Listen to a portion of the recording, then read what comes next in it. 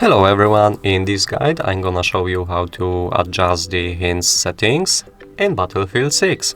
Enjoy!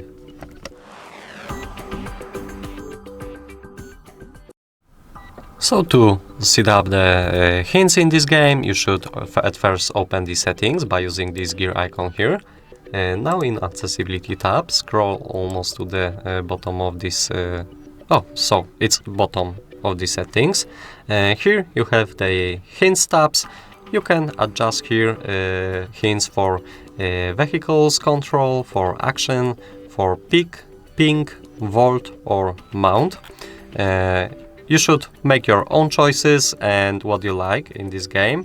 I think you should play for a while in open beta, and then you can decide which hints you wish to see or not in this game.